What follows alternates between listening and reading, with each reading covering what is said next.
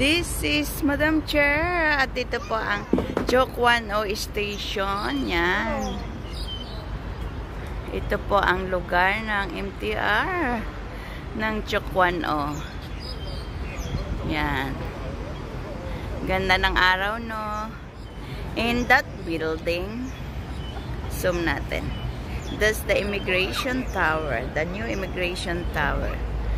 So, sa kailangan ng immigration tower, napakalapit lang. Paglabas nyo ng MTR, ano lang kayo, face kayo sa ano nyo, sa harap lang, tapos dire-diretso, tapos left side ay ang immigration tower na.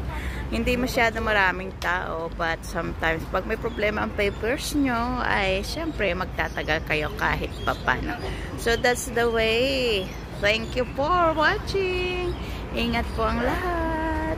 Bye. Punta na tayo sa galing na tayo sa